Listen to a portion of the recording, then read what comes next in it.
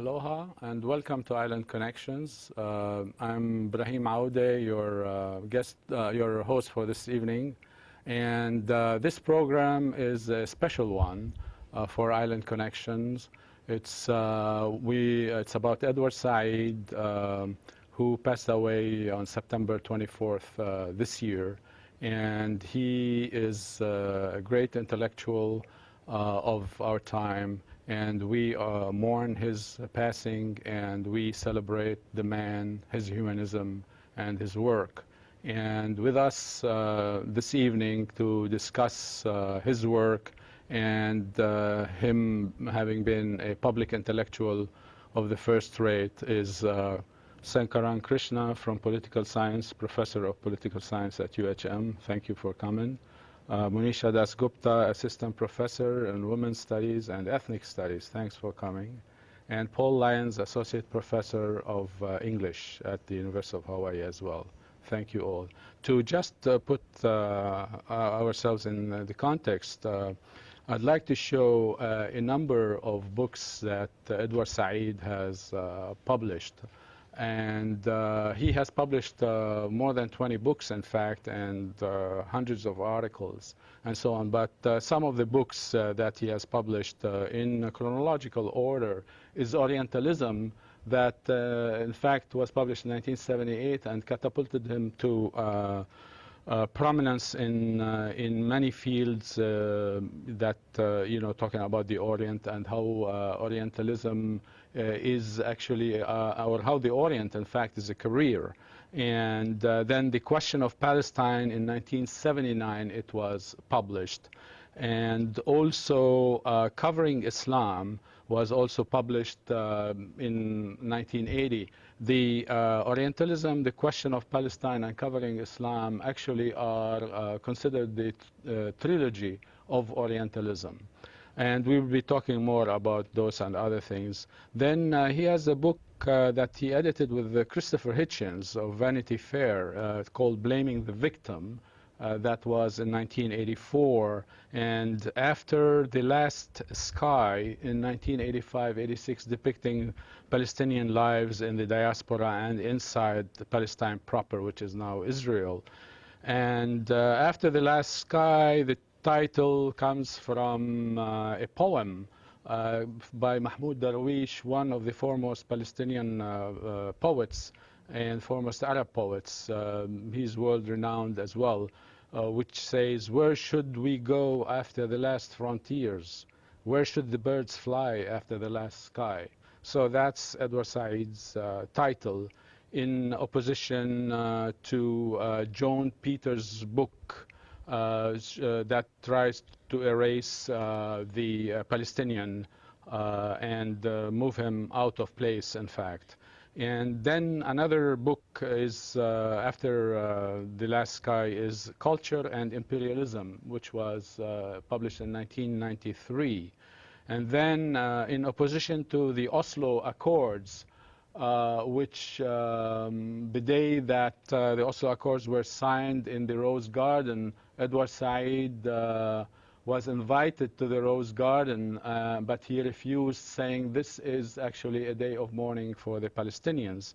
He published a book, a collection of essays, Peace and Its Discontents, Gaza, Jericho, 1993-1995, in 1995. And then there's his memoir, Out of Place, in 1999.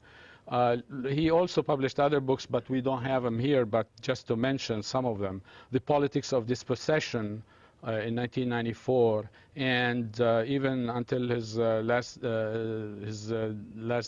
days, he published, along with Christopher Boyas and Jacqueline Rose, in 2003, Freud and the Non-European. So he was truly not only an intellectual of the first degree, but also a public intellectual. And here we will be discussing those kinds of issues, how he is a public intellectual and so on.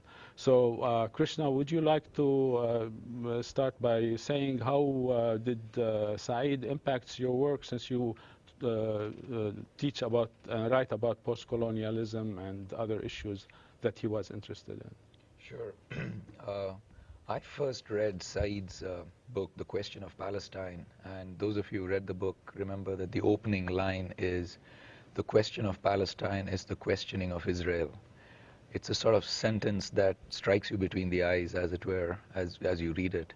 And after I read the book, I had always been, as a sort of student growing up in India, one had been, the Palestinian issue was something that was inescapable. It was always there in the headlines, and as one of the countries of the non-aligned group, the Palestinian cause was something that India had championed.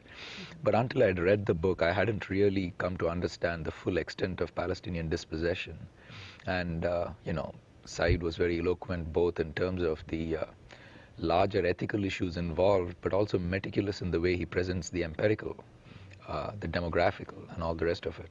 So that sort of hooked me onto Said, and after reading The Question of Palestine, I went back and read Said's Orientalism, which, as I'm sure we'll all talk about, was one of those works which just has had a profound impact on generations of intellectuals, on generations of students, and more importantly, has radiated out beyond the academy. Yeah, right. Monisha, would you like to say something about your work and how Said impacts you, and anything else that you wish to talk about? Sure.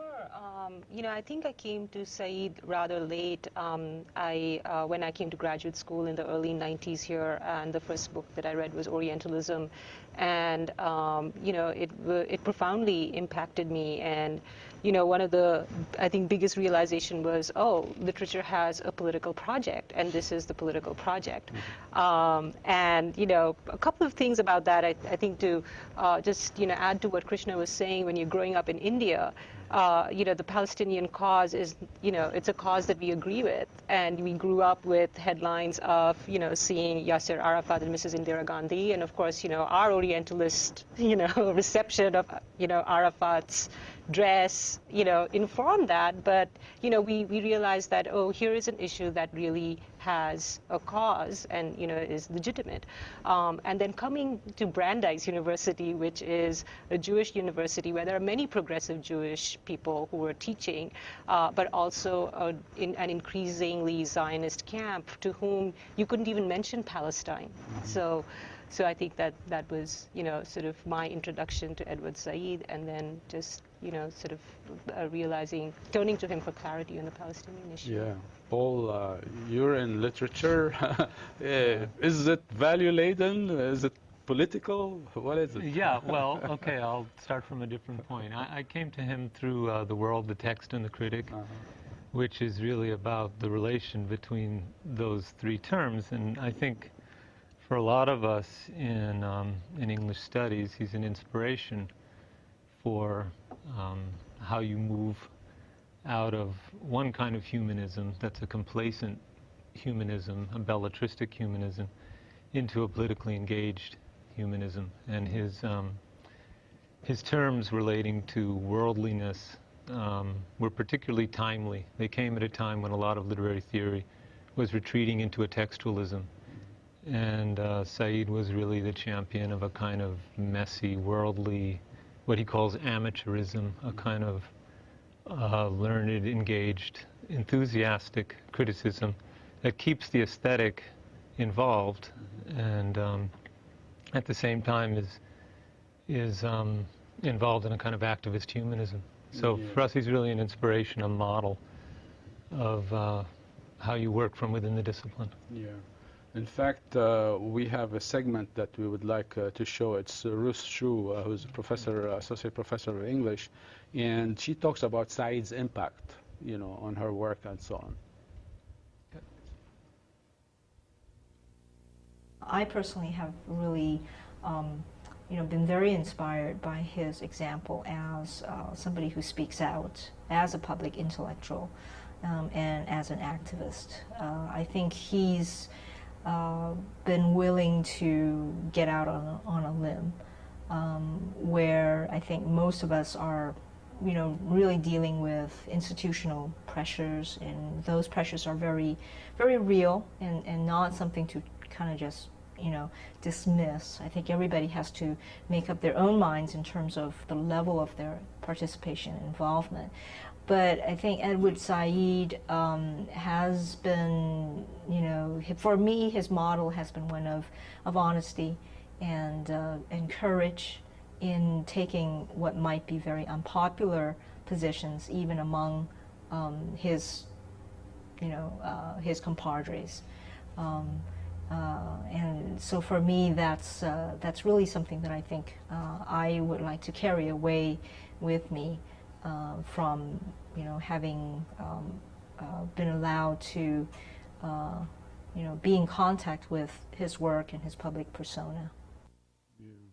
It's interesting also, like Said is a humanist, and although, you know, he's a Palestinian, he felt out of place anywhere he went. In fact, his memoir, Out of Place, really makes that particular point. Also, like Edward Said, you know, talking about the question of, after Adorno, in terms of, you know, it is a moral thing to feel not at home, you see, so that you can always be critical of things and so on. But, you know, Ruth speaks to the impact on that, and this is something like, you know, not different from what we were talking about, etc. But I'd like to talk, to go to another segment by Cindy Franklin. She's also Associate Professor of English Literature, and how she uses Said memoirs in her own work. So when it's ready, we'll roll. Said's memoir, Out of Place, features in two different sections of the book project that I'm working on. One section is looking at people who are talking about place and movement between places and questions of diaspora. And another chapter is a little bit is about disability and thinking about how Said used his illness as a kind of catalyst to write about his boyhood and thinking about the purposes that served him. And in both of those sections, what really interests me is how he uses humanism in very progressive ways, and individualism as well, because a lot of the memoirs I'm looking at just feel very self-absorbed to me, and in ways that really run counter to a lot of the academics' work that they've been doing on a theoretical front, whereas Said's memoir is so intensely personal, and yet at the same time, because of that, or at the same time, really so consonant with all the work that I saw him doing that was much more overtly political.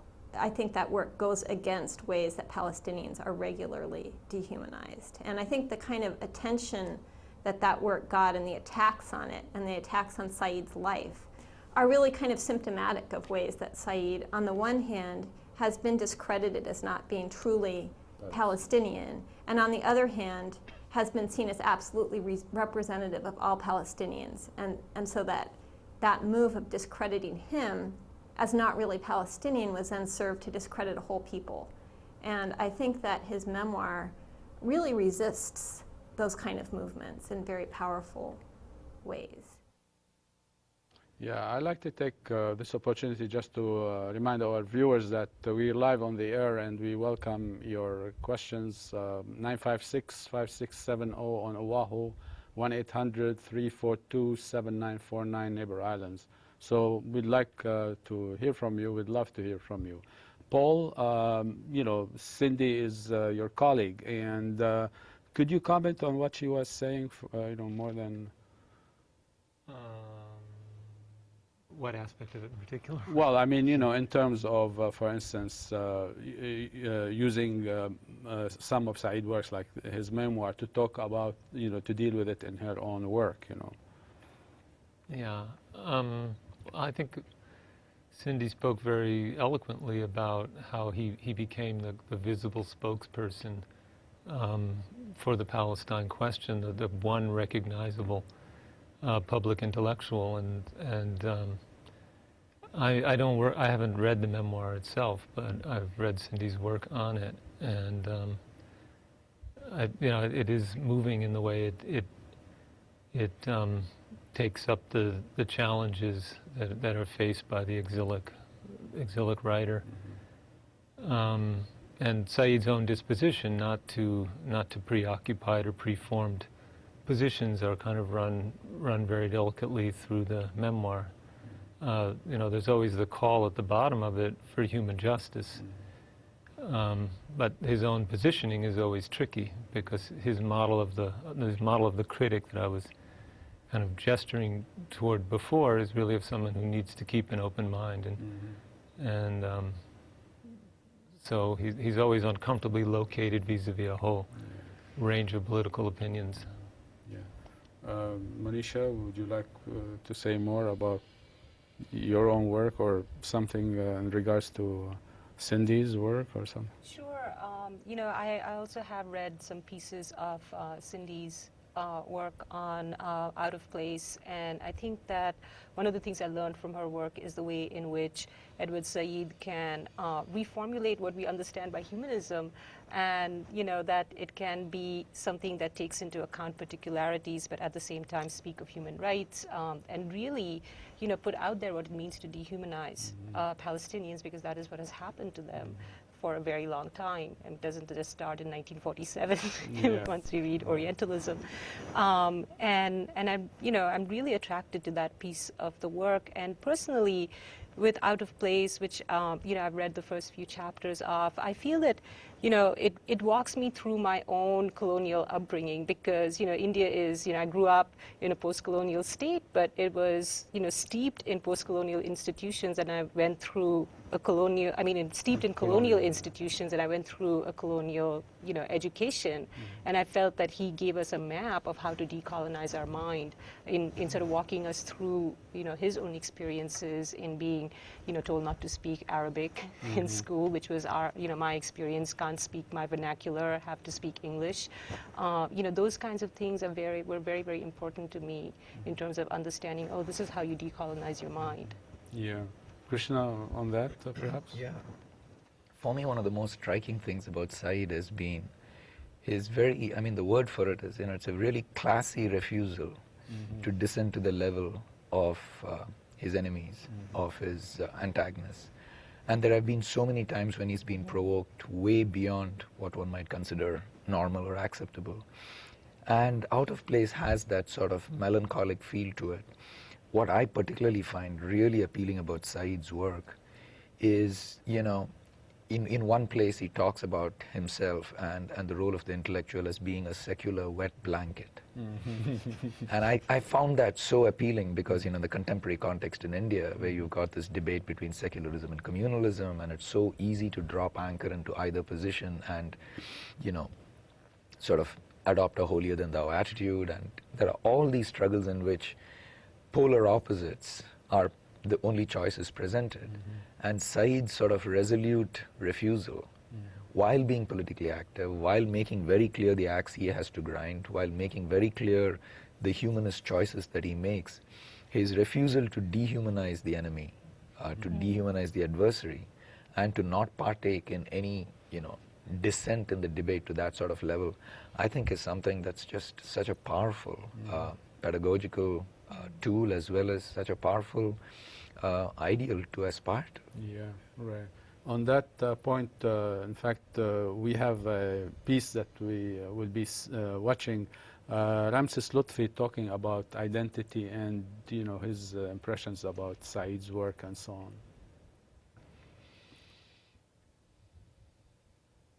This kind of split life at home as well as in school, he was living is totally or nearly totally Western life, while he knows his roots in Palestine and so on. So this, caused him to feel that there was a split in his identity, and he expressed that in a memoir which he called Out of Place, or in which he said that he felt that he was always in exile, perpetually without a home. He was always aware and conscious of this split, and it induced him, because he realized what was going on and felt it personally, induced him to fight with great enthusiasm to try and liberate the Palestinians and end their plight. And he, at the same time, also acknowledged the suffering of the Jews and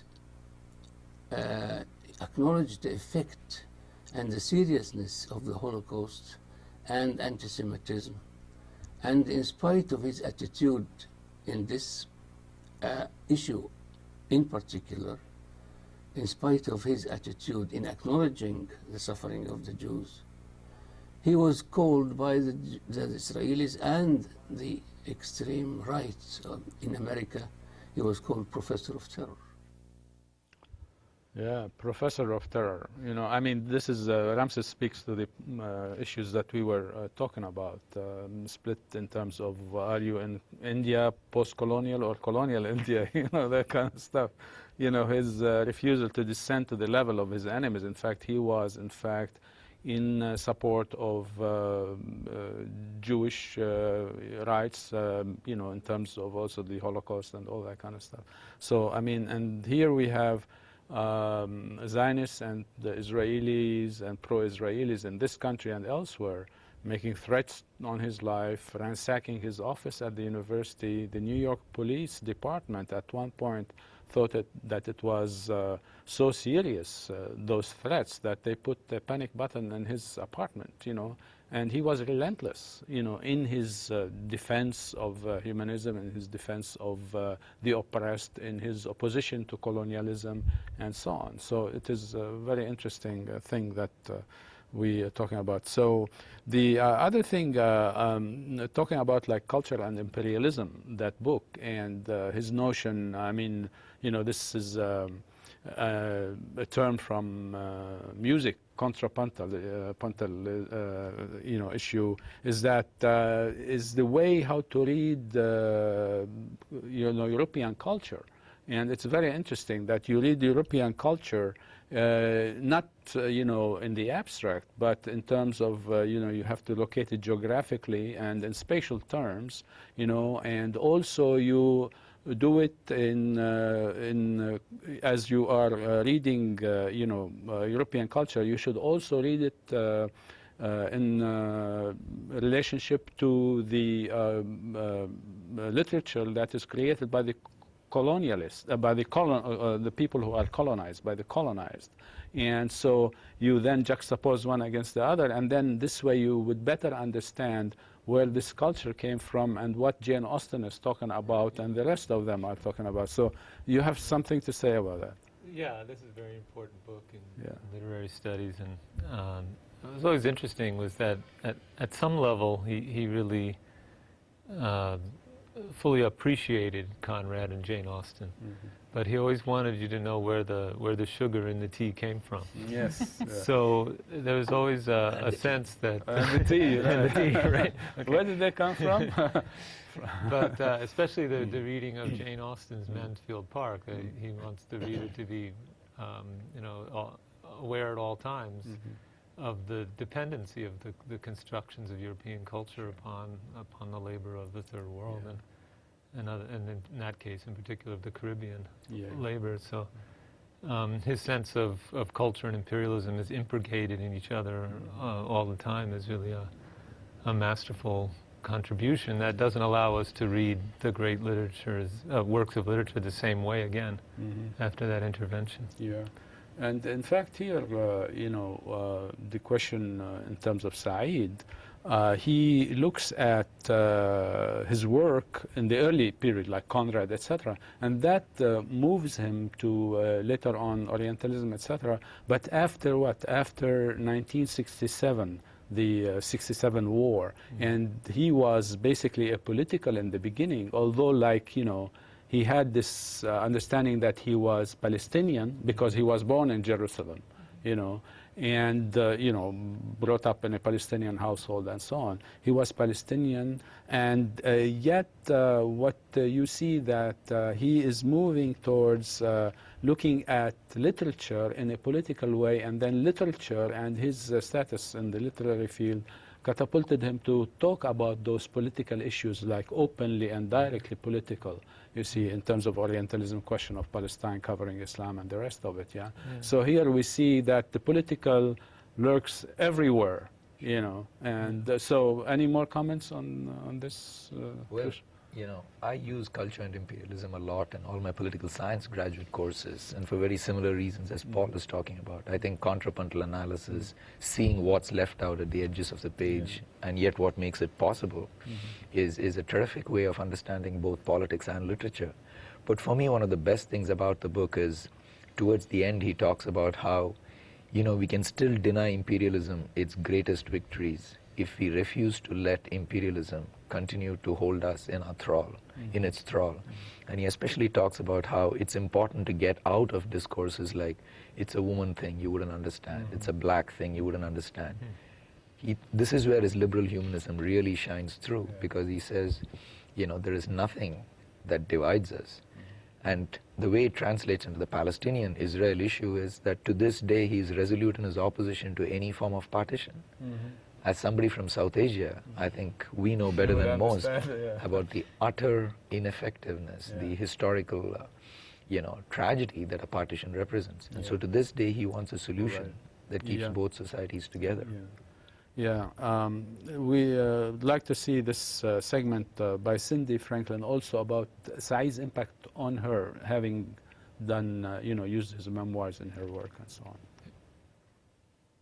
I just find him, or found him, it's very sad to put it in the past tense, but just a tremendous inspiration and voice of justice, and just, you know, a true public intellectual, somebody who had a lot of class privilege and privilege as a respected intellectual, and who used that in really risky ways, really kind of used that privilege to its fullest on behalf of Palestinian people in a way that I just found enormously important and inspiring, and just always with just such passion and intellectual force.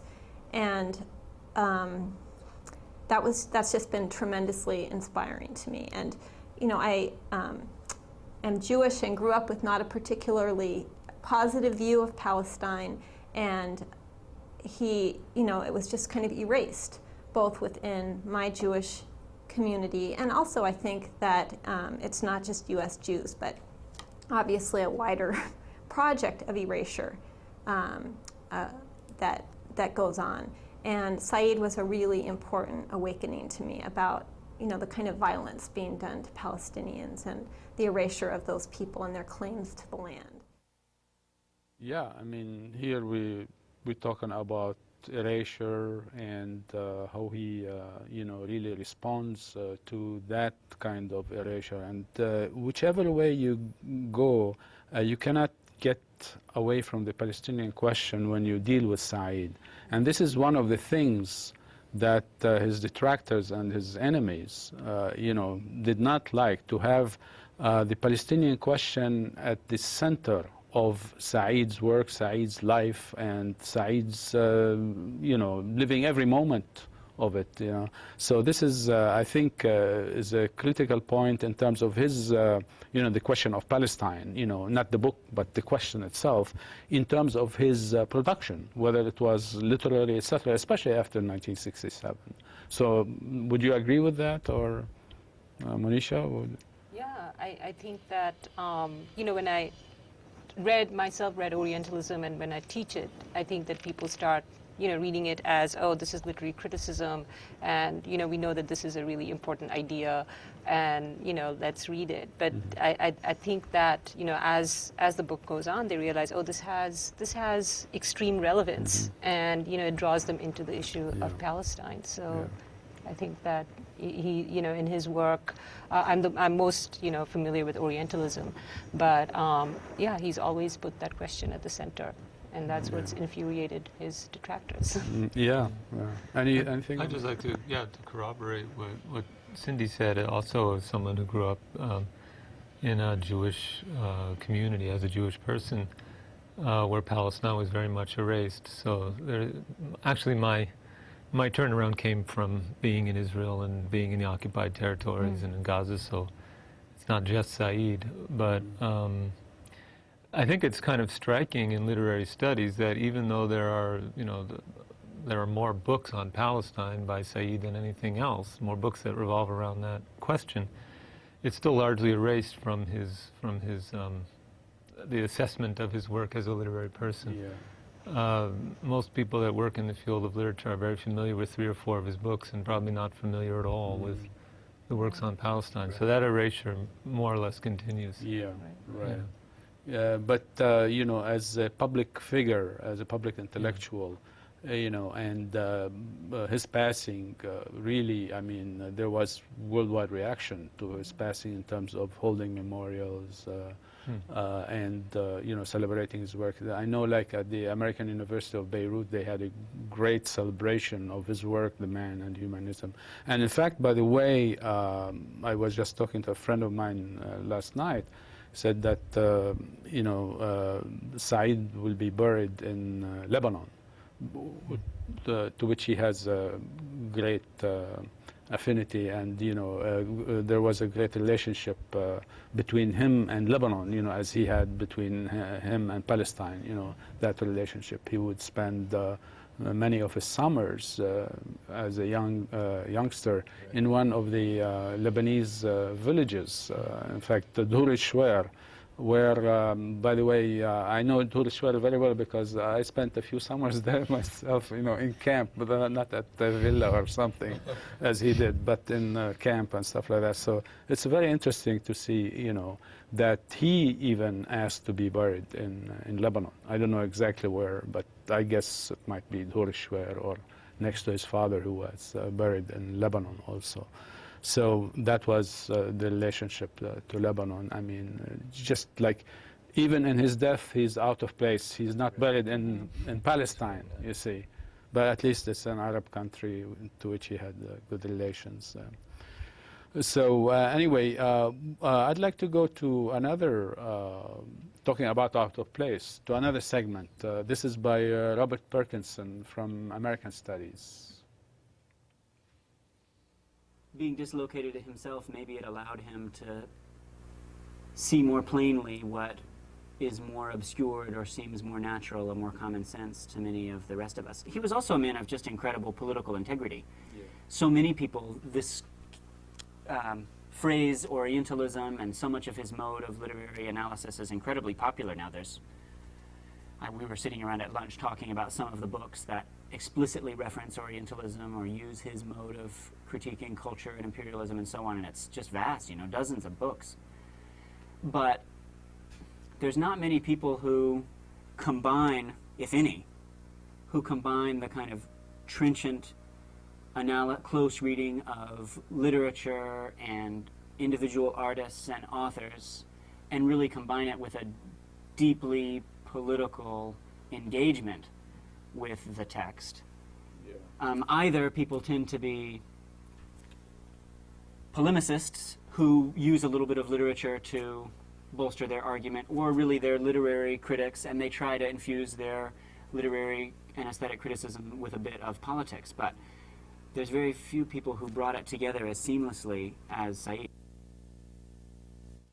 Paul, I see you nod your head. Yeah. That to me is the really special quality that, for me, if I think of American intellectuals, maybe Toni Morrison, not many names would come to mind as people who can keep that appreciative sense for the texture of literature and the way literature is a worldly thing that connects to the way people live their lives, and combine it with the trenchant political analysis. Mm-hmm.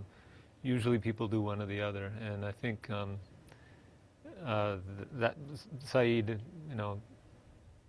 was often not political enough for some people who step into things really with the preformed political viewpoint, and he would never accept that approach. Yeah. Krishna, in regards to this would be a good way in terms of teaching students, I mean, and exposing them to Said's works, precisely for that, yeah. I mean, it's to show that you can be politically active, you can speak your views as plainly as possible, you can be, an activist in all the best senses of the word, and yet also be somebody. I mean, Said is lavish in his praise for works of literature which were produced in those colonial conditions. I mean, at no point is he ever, losing the sense of the aesthetic appreciation he has for Jane Austen or Conrad or various other people whose own, literary production was enabled in significant ways, although Conrad is always doubtful on that question. Yeah. He was as much, coming from the east, the east of Europe. Yeah, and it's interesting, like, Conrad as a modernist, and he was, Said was, enamored of him, and he built a lot of his early work on him, and then his later work also. But also that in terms of Orientalism, Said is, in that sense, anti-modernist as well, right? So there's that kind of contradiction in terms of, like, the modernists are also the Orientalists in a sense. I see there's, you have, like, you are kind of puzzled with that, so well, in what sense? I'm puzzled. I'm not so much puzzled as, I guess, a little impatient with trying to classify him in terms of these sort of, the classifications that academics like to use. Because what I see standing through all of this is an unfailing appreciation of aesthetic quality wherever he sees it, whether it's in literature or music or any form of, the creative arts, alongside a kind of understanding that by bringing into the foreground the political, economic, social conditions that underlie literary production, you're not so much, this is the old-fashioned view, that you're thereby sort of besmirching literature, you're corrupting it, you're sort of bringing all these extraneous things. His point is that they were never extraneous. Yes. And that in fact, I mean, to take Jane Austen, for example, this is a woman who, in order to hide the fact that she was a writer, would pull over her knitting over her papers so that nobody would see it. To just see her exclusively through a colonial lens is to completely forget gender and the sorts of oppression that she was under as a writer in 19th century England.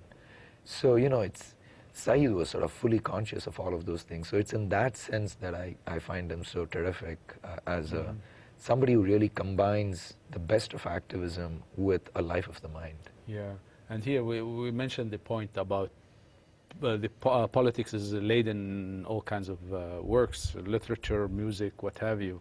Yeah, and also here the question of Said not ceasing to remind us of not only the political but the political economic in it, like the tea and the sugar, for instance. That's economic, not only political, right? And this the relationship between the political and the economic. We go to another segment, in fact, by Liana Petronik, and she considers three things in Said as important, in his work. When I was reading his works, I noticed that there are three things that seem to come up a lot in his writings, and I think it has a lot to do with what he calls his beginnings, and that is why he is also so fascinated with Gian Battista Vico, because he made such a theory of this notion of beginnings. And also another thing that he's also sort of preoccupied with is this notion of exile and how important it is, the metaphorical state of exile, for intellectuals to be on the metaphorical state of exile, because it allows you to see things differently on the margins, because you have a different perspective when you're on the outside. And another thing that was quite interesting about Edward Said was his preoccupation with identity, and he talks a lot about identity, the intersections, the significations that constitute identity. And in his memoirs, he talks about the influence that some of these role models had on his thinking, and he refers to his aunt, who made such an impression upon him because she was an active person that was, fighting for the Palestinian cause, and also his uncle. And then also, too, he talks about his mom and his dad, and what an influence his mom had upon him, and in being a productive person in society. These little significations have done a lot to develop Edward Said and the way he looks at the world and his unique perspective on life, society, and the role of the intellectual. Yeah. Any comments about that, Manisha? Well, you know, I mean, we have been talking about Said as a humanist, and I think that we are trying to be very specific as to what we mean when we say that he's a humanist. But I think that it's easy for people to take it out of context and now, you know, celebrate him as a humanist and forget that, no, he was also this brilliant theorist of identity and, you know, the co-constitution of identities. So, you know, you can't have a West without the Orient, and the West imagines itself through the Orient. So, you know, I feel that we need to sort of also emphasize that, which is what one of the themes that Liana, you know, picked up in Especially we are in ethnic studies, Yeah. after all. Yeah. So Said is really relevant in terms of those issues. So, his As we- humanism is not the, you know, old-fashioned sort of, you Yeah. know, let's transcend. Right, yeah. Anything? It's very explicitly laid out at the end of Culture and Imperialism through Fanon what he means by humanism, and it's not the humanism that we're used to hearing. So Said would embrace the label, but not the way it's commonly used. It's a fighting humanism. It's a talking back to power humanism. It's a fighting in the name of the oppressed humanism.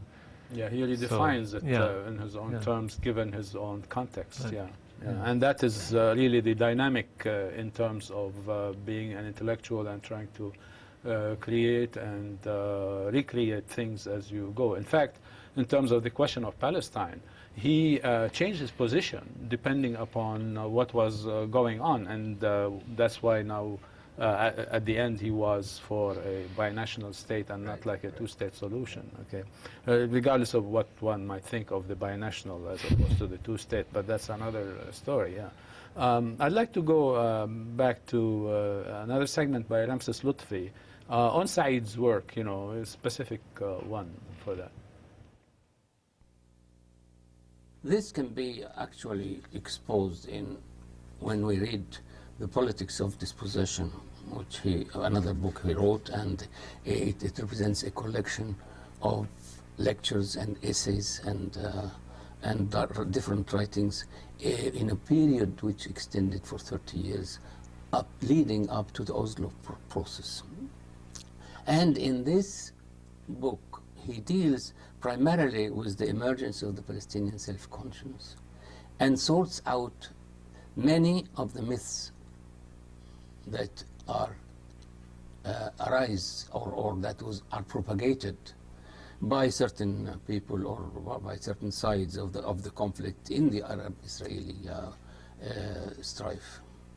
And he is also in this book, he mentions for the first time or introduces his Palestinian people as Zionism's unrecognized victims. And he kept asking the question, how long is Israel going to use anti-Semitism and the Holocaust as a pretext to continue to dispossess the Palestinian people and usurp their land and make their life the misery that it is until now for such a long time. And this usurpation and this treatment of the Palestinians, of course, went on in spite of the condemnation by the United Nations and by the international public opinion for the actions which Israel is indulged in against the Palestinians. Yeah, so I mean, Ramses is stating it as it is and as Said saw it and as many Palestinians saw it. Said is not representative of the Palestinians, you know, but he's a Palestinian, and a lot of Palestinians, all Palestinians love him, respect his work, respect his positions, etc., because he never relented and never deviated from those positions, regardless of the fact whether they agree with him 100% or not. It's just to respect the man for his integrity, and for his sense of justice and all that. And that explains in many ways the celebrations of the man and humanism and his work that occurred after he passed away. Yes? I think where I would just continue on that point, which I think is a really good one, is Said's pointing to the U.S. culpability and contribution to making that dispossession happen. Yes. And really, in a way, this is where there's a continuity between the literary work and the political work. Is in a sense the contemporary coverage of Palestine is a replay, with differences of the 19th century phenomenon of Orientalism through different visual media. So I think that's a good point. But even at the end of Orientalism, if I'm remembering right, he comes to the idea of that there's a version of American Orientalism that's forming, that's taking new forms because of the character of the American state and the character of American empire. But those concerns are partly what he wanted to draw the American audience toward.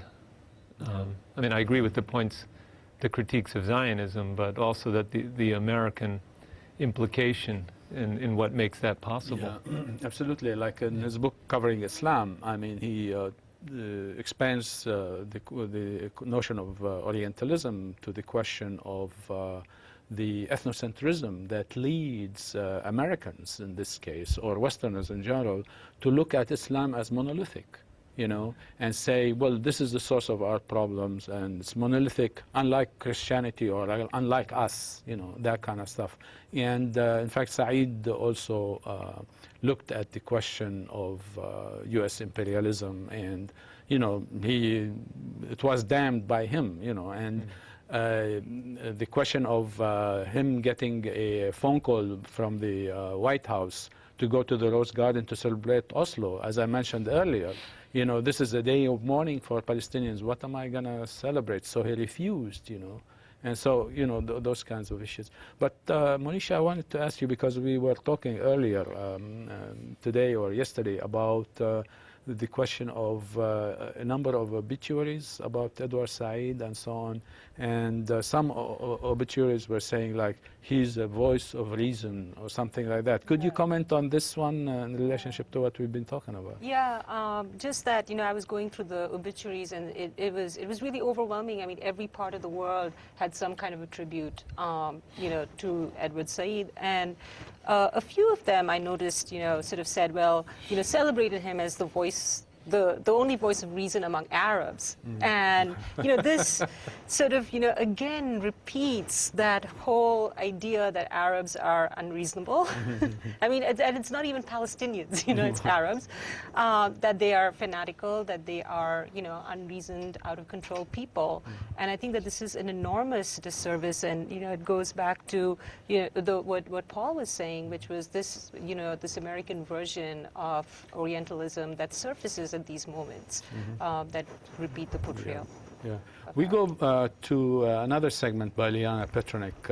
It's Said on Foucault. That might be interesting. What Edward Said pointed out about Foucault was his disturbing circularity, as he says, of his understanding of power, and also he pointed out the methodological traps that a person like Foucault would get into because he is so concerned about power. He is not looking at he looks at where power comes from, but what are you going to do about power? A methodological traps you in that situation where you're unable to get out of it and actually take a critical look at who's creating that power and the need for it to be changed. It was just sort of like a commentary on power, but not a statement that would come from a conscious intellectual who would want to change the situation that causes injustices and misery in the world. So he also pointed out how this kind of micro networking of power is sort of like an over totalization of theory, and therefore he felt that it was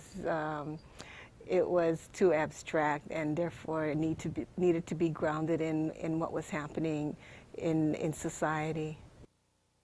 Yeah. And before we discuss this, I'd like to go to another segment, so to keep going with the time. We go back to Robert Perkinson, and to show how he uses Said methodology in his instruction and so on. So one of the things I do that's kind of directly influenced to him is I will often, I teach a class called American Empire with another faculty member, Naoko Shibusawa, in the history department. But we will often have them read, you know, imperial descriptions or Mark Twain descriptions or travelers to Hawaii, and try to get them to think about not only what this text can tell us about Hawaiians being depicted, for instance, but also try to get them to think about how that text is located within a matrix of power within 19th century imperialism or within the whaling economy or so on. Or we will often throw up a painting, a European representation of Native Americans or Arabs or what have you, and ask students just to tell us what they see, and they're able, often through a whole class period, to begin, if you've given them the context, they're often able to begin seeing some of what, they're often able to recreate some of the brilliance of Said even themselves. And that's really, that method in some ways is, I think, owes a lot to him. And we try to take it from 19th century landscape painting of the American West or something, or representations of the Pacific. We try to carry that through the course so that when they watch a movie like Pearl Harbor, or Black Hawk Down, or some, you know, modern, and there are more and more of them, these kind of, or glorifications of Western power and military equipment. Yeah, at least they would stop clapping in Black Hawk Down. Or at least they will think about the fact that why did the Pentagon give cooperation to this film, or what will audiences be, how will this film encourage audiences to think about foreign policies in certain ways. And in that way, he, as much as others have tried, is totally foundational in showing that literature matters and culture and art matters. Something that, you know, neo-Marxists in the Frankfurt School and others tried to do, but Said reached a much bigger audience, I think, than they did. Yeah, I mean, here how Robert uses Said's methodology to teach his students about different colonialists, you know, and so on. But also on the, I know you you work with Foucault and power and so on. Would you want to comment on those two segments, or one of them, or? I would pass, because you would pass. I am kind of a Foucault fan. But you know, in terms of pedagogy, I want to make a slightly different point, but you know, in some ways connected to what Robert was saying, and I want to talk a little bit about you know, the African American poet June Jordan, and the ways in which, in her work and her poetry, in her public speeches, she always brought up the issue of Palestine as she was talking about African Americans. And one of the, you know, one of the lessons in that is that, you know, African American, the issues are not disconnected from Palestinian issues, and that the same state violence is operating through Israel against Palestinians. And you know, when both my students as well as activists that I talk to, you know, will often say, well, you know, I can't really worry about Palestine right now. I'm totally overwhelmed dealing with African American issues, or I'm totally overwhelmed, you know, trying to organize this march about Mumia. And it's that whole competitive notion that if I do Mumia, can't think about Palestine. And that's what June Jordan was doing in bringing these two issues together. And I think that that is, again, also so much, you know, very much a part of Edward Said being a public intellectual. Yeah, I'd like to go to another segment because we're running out of time. Liana Petronik, how she remembers Said. Yeah. One of the things I like to remember about Edward Said is that what he said is that an intellectual is fundamentally about knowledge and freedom. And I think this freedom thing is really important, especially when we look at what has happened with 9/11 and the civil rights and the freedom that we have had in the past being threatened by what you might even refer to as our notions of empire. And I think today, if we look at Said and what he wrote, especially if we look at what he wrote about Jane Austen and empire, we will see a lot of parallels between what is happening today and the consciousness, the cultural consciousness of the American people, and how we are translating that into what is happening today. And I think if we look at it, we will be able to understand and read his works, we'll be able to understand what we're doing is actually wrong, and that we should be aware of how we project ourselves upon the world, as far as, you know, being the dominant power in the universe today. In fact, a lot of his very good friends were Jewish people who were aware that what was happening to the Palestinian people were wrong, just as some of the German people realized that what was going on with the Jewish people in the Holocaust was wrong, and therefore, you know, they had a responsibility to stand up to what was going on, just like intellectuals who are Jewish have a responsibility to stand up and criticize and do what they can to stop what is happening to the Palestinian people, as far as the genocide of the Palestinian people, not only of the people themselves, but the culture of that people. Yeah, and then because we're running out of time, I'd like to show one other segment, and then we'll have a chance to comment on them. Yes. Said was really somebody who stood for, maybe he wasn't naive in those, but he's somebody who really believed in international law and universal human rights and the rule of law and the Enlightenment and secularism and the universal rights of human beings, the promises put forward in the Declaration of the Rights of Man and the American Independence and so on. And that we have moved so dramatically back toward an era of total Darwinian capitalism, as in Israel and the US, they're dismantling the social welfare state. Both domestically and then internationally, toward a much more kind of Machiavellian rule of the powerful, regardless of what the law says, and that's reflected in the invasion of Iraq, and is reflected in the U.S. opposition to the International Criminal Court, the totally relentless opposition to the criminal court. It's reflected in the U.S.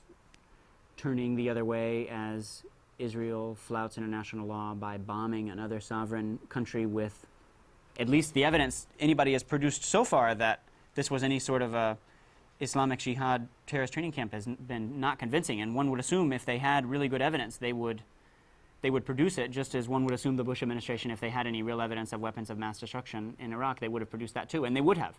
The reason they didn't is they didn't have the evidence, and they probably don't have the evidence on this either.